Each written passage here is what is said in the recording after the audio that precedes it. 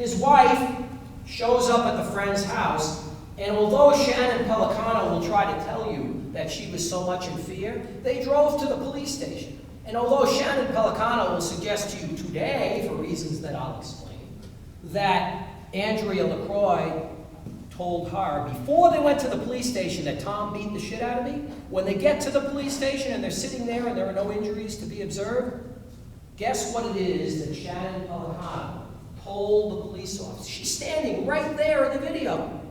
This is before she saw or talked to Tom Lacroix. The government will suggest that she was threatened and that she was in fear. But the first visit to the police station, Shannon Pellicano has not even seen Tom Lacroix. Hasn't even seen him. He hasn't threatened her. He hasn't said anything to her. They're at the police station. Shannon Pellicano claims that Andrea Lacroix said, she claims this after the fact, 2 days later, that Shannon Pellicano claims that Tom Lacroix said, that Andrea Lacroix said Tom beat the shit out of him. However, you'll hear evidence, objective evidence, and see the video and hear from Sergeant Newford, the officer on duty, that Shannon Pellicano stood there next to Andrea Lacroix the whole time she's crying and telling the police officer that she had an argument with her husband and she's upset and stressed out, and they sent a policeman to talk to him, and so on. And Shannon Pellicano never, ever, never, not once says to that sergeant, hey, Tom Lacroix assaulted Andrea Lacroix. Never says it. And never says to Andrea Lacroix, hey, tell the policeman what you told me. Tom beat the shit out of him. And she hadn't even seen Tom Lacroix at that point in time. She hadn't talked to him. She couldn't have been threatened by him because she never had contact with him. And where do they go after leaving the police station is they go back to the house. So much of a liar is Shannon Pellicano is that she's going to tell you, and this was omitted from the government's opening, that poor Andrea Lacroix showed up at her house. She didn't even have shoes on, she said. She told the police that. She didn't have shoes on. You're going to see the video, and you're going to see that she has shoes on. Oh, well, the government says, just like the bruises and the bruises all over the arms that don't exist, just overlook it. It's a big case. We want a conviction. So just overlook it. And you'll see evidence, and here you see evidence that Shannon Pellicano said and did nothing. And instead, so much in fear was she of this beating that she drove Andrea Lacroix back to the family home so that Andrea could get her cell phone. She was going to stay somewhere else for the night and get her cell phone. And I can't emphasize to you enough that no one is suggesting that Tom Lacroix's conduct was appropriate or mannerly or something that befits his position in life or the position of any of us. He was verbally abusive and he was nasty, and this is where this all comes into play regarding Shannon. Because when they get to the house, Tom Lacroix sees Shannon Pellicano and he's very drunk, and he starts calling her a whore. He calls her a tramp. He says she's the town tramp, okay? And he says these unpleasant things to her, and she's very angry. And now it becomes all about Shannon Pellicano, because none of this stuff that she says happened could she have ever seen. None of it is consistent with the lack of injuries that were observed at the police station and at the hospital. Andrea Lacroix has no injuries that are in any way consistent with what this horrible thing that Shannon Pellicano describes of my client heaving his wife against the bike rack, heaving her against the countertop. There's no broken ribs, there's no bruises, there's really not much of anything except for the back, which she'll explain to you.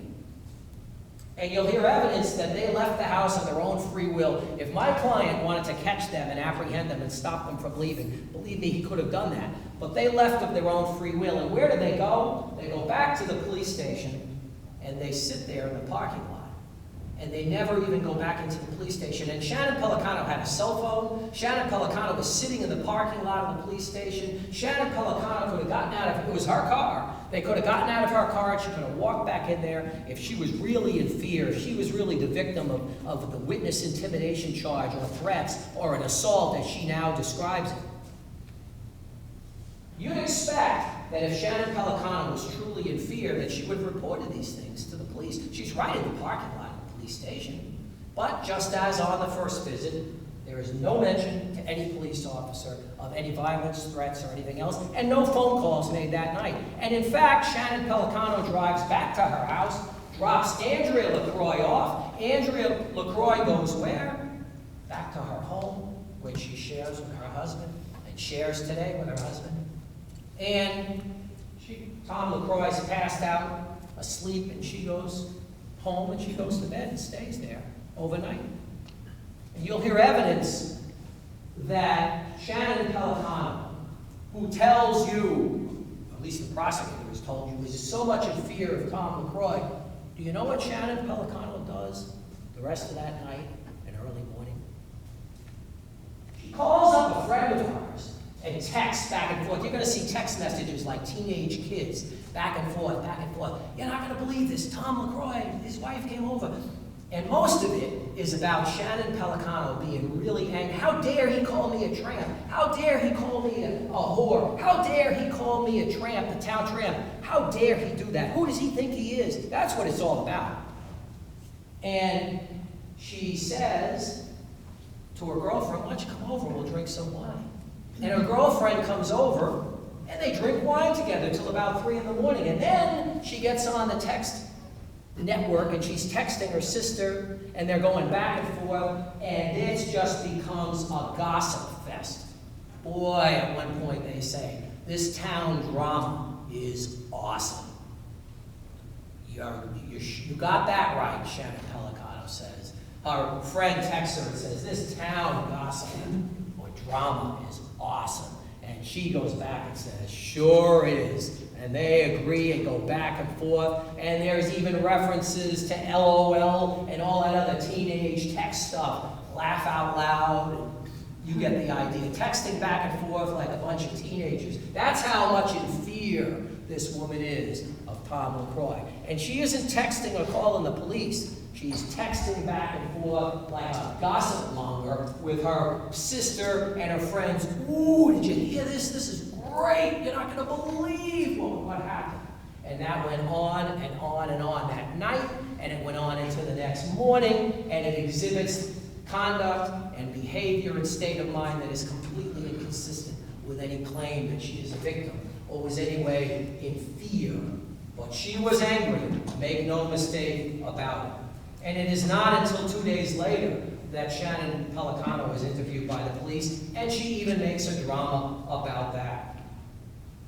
You'll hear evidence that Claire Cohen, who purports to see these injuries that the hospital records show do not exist, didn't see anything herself. She purports to have observed or learned only what other people told her, as is the case with all of the police officers in this case. No one but Shannon Pelicano, when you cut this case down to its essence, saw anything that happened in this case. Oh, and there is one other person. There's Andrea Lacroix, Andrea Kennedy Lacroix, my client's wife. They were married then, they're married now. They lived together then, they live together now. And I reasonably expect you're going to hear from Andrea Lacroix. And if the government doesn't call her, I sure am. And what you're going to hear from the other party, the alleged victim here, is that this didn't happen, that this was grossly exaggerated. They went over there, they had a verbal argument. She had Shannon with her the second time, hoping that Tom would calm down so she could get her cell phone. She got her cell phone, they continued their verbal argument. At some point she fell, she was angry at him, she ran at him and fell. That's what she's going to tell you. The person that the government claims to be prosecuting this case about is going to come in and tell you that these events did not happen that way. And that this person who was supposed to be the victim, whose rights the government is attempting to adjudicate, is going to come in and tell you that this did not happen that way. And that none of these crimes were committed, that there were no threats, that there was no witness intimidation, that Shannon Pelicano was on a dark staircase in the garage, and if she fell backwards, because she wasn't familiar with it, it's dark, and she tripped and fell, and nobody chased her, and they were able to leave the house. And Tom Lacroix, as I said at the beginning, and I'll say it again, disgraced himself in terms of his conduct, the way in which he conducted himself. But he did not commit any crimes during the course of this entire incident. He did not do anything that constitutes a violation of the criminal laws of this Commonwealth. He did act in a manner which someone else might consider, and you might as well, to be inappropriate, not nice, abusive, and nasty, but not any assaultive behavior and certainly no crimes. I'd ask you to listen to all of the evidence during the course of this trial. And like the prosecutor, I'll return to you with the conclusion and urge upon you the fact that the government has failed to prove its case beyond a reasonable doubt to a moral certainty, and ask you to apply the law as the court gives it to you as you must, and in assessing not morality or style or appropriateness or opinion as to someone's behavior, but solely assessing whether or not the government has proven that these crimes were committed, that the government has failed in that heavy burden of proof, and that their government has failed to prove its case beyond a reasonable doubt to a moral certainty. I'll be asking you to find my client not guilty.